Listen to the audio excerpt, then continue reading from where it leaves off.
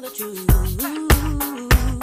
My life is real, so please don't get it twisted. My blues the same, ain't gotta be dealt with. These are the things I wish you knew.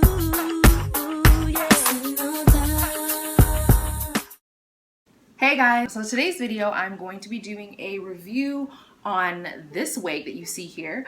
I've had a couple of different comments and questions about this wig that I actually made. This is my very first time making a wig, so I wanted to run down some of the specs for you guys on the hair that I used. I wanted to talk a little bit about how I liked the company, how I made the wig, some of my struggles with making the wig, some of the tips that I did that I feel like you should definitely not do if this is your first time making a wig, and how I styled the wig with this kind of like beachy wave kind of deal.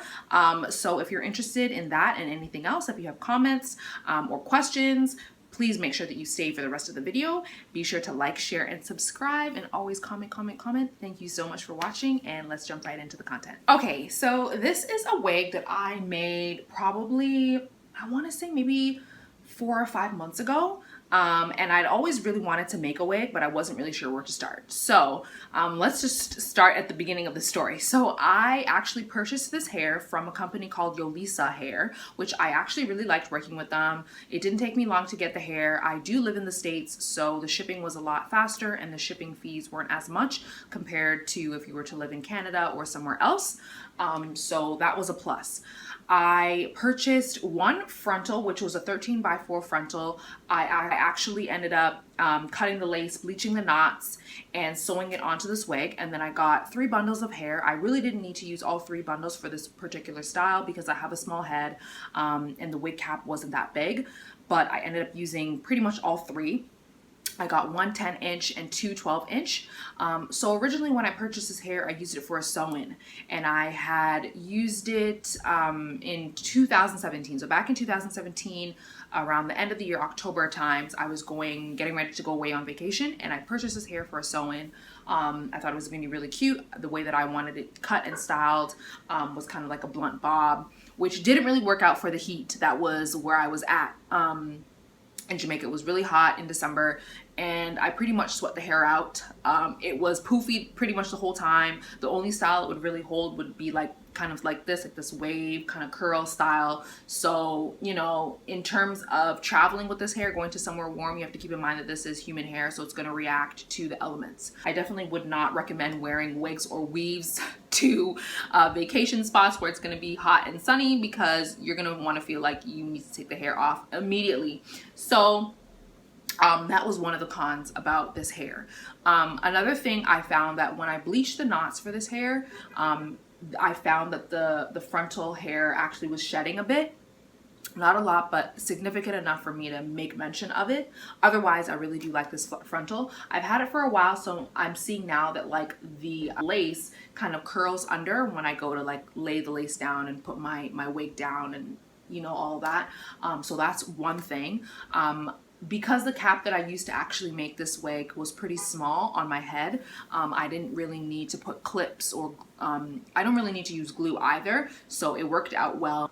I pretty much, when constructing this wig, I had washed the hair after I had taken it out of my sew-in, so it was just kind of stashed away in my closet for months on end, and I decided, you know, I want to make a wig. So I went, bought a cap. I would definitely recommend buying a couple of different caps if you don't know your head size. I have a small head, and even the caps that this cap that I actually ended up purchasing felt really tight on my head. I don't have a lot of hair, but it's very thick, and so I found that this cap that I purchased was tight. So if you're not really sure of your head size, then I would say buy a couple different wigs. Don't get stuck in a situation like me where I had already glued everything down and then I'm realizing after the fact that the wig is pretty small. It does fit snug on my hair, and I've worn this wig enough now to where it's not that tight anymore, but that's definitely something to look out for. So when I was constructing this wig, I actually ended up just gluing the hair on. So what I would do is, of the wefts that I had washed and kind of laid out to dry and that were stored away, I just kind of measured it to each section starting at the back of the nape of the wig, and just measured it out, cut it accordingly, put some glue, and then I would paste it onto that section and blow dry it. I definitely would not recommend this method because I've had to re-glue tracks continuously. Like every time I go to recurl this hair, there's loose tracks everywhere. Like I said, pretty much all 3 bundles, which makes the hair look full and nice, but I feel like that might also be adding to the fact that like the wefts are falling out quicker than they normally would. I would definitely recommend using the hot glue gun method. I feel like that would be a lot more efficient than doing it the way that I did it. So I glued on all of the tracks to the back, but before doing that, I sewed down the frontal. So I just measured out where I wanted the frontal to start and stop, sewed it on, and then cut out the excess wig cap underneath the mesh. And then I just started gluing everything on.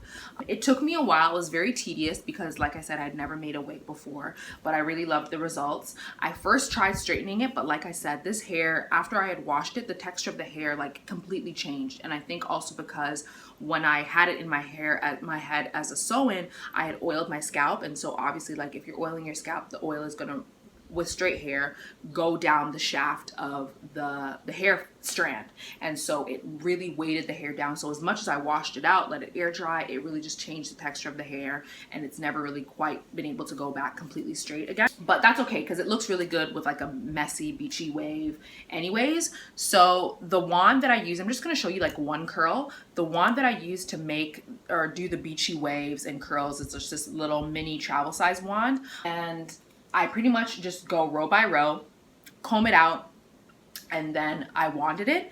And because again it's human hair, it will drop naturally. I forgot to mention that this is Peruvian straight hair.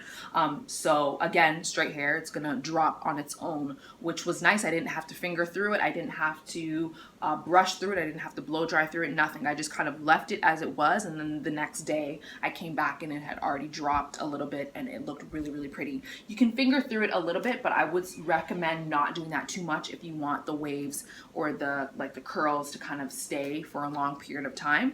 So I'm just gonna let this get hot. I'm gonna do like 1 or 2 just to show you how I curled it. Just move her in a little bit. Okay, so I started at the back. I'm not gonna do like too much. Also, if you have T-pins, I'll show you what those look like. T-pins are really, really useful. They're really, really helpful to keep your wig, if this is your first time, down, attached to the styrofoam head or whatever it is that you're using to stabilize the hair as you're styling it. I applaud anyone who can style the hair on their actual head. I can't. I like to do it on the mannequin head because I just feel like I get a better sense of what I'm doing and I know exactly what the hair is going to look like from the front and the back. So the T-pins just look like this. Whoops. The T-pins look just like that, if it'll focus. And so you can just push them in, but it doesn't move around as I'm trying to curl it. I pretty much did all the curls the same direction and it turned out really well for me. Take a little piece of hair, do it from, I will put the wand on top of the hair and wrap it underneath that way. Hold it for about 10 seconds and then just kind of like hold it like that. And as you can see, it has a cute little nice curl. Alternatively, you can do it the other way. I did put some spritz in this wig that I need to like wash out or wipe out a little bit because it's stiff in the hair. Another way that you can do it is just taking your wand, putting it underneath the hair first, and then wrapping it upwards and away. Hold it for 10 seconds. And that curl is actually cute too. You can do them alternative ways just so that you can get some more body. And like I said, I'm not doing it how I would normally do it. I just wanted to show you guys how I achieved the look. Pretty much this hair did it itself. So I just wanded it and then left it overnight. And after like by the second day, it looks really, really nice and like more of a beachy wave, kind of a vibe, which is cute. It's exactly what I wanted. I didn't have to rake through it. Gravity just kind of did it for me, which was nice. And I would definitely recommend doing it in smaller sections. The smaller the sections, the longer that the curls are gonna stay, even after they drop. this is what the curls look like. Those are just a couple curls. I need to recurl the whole thing, but you know, it's pretty much the same thing, really redundant.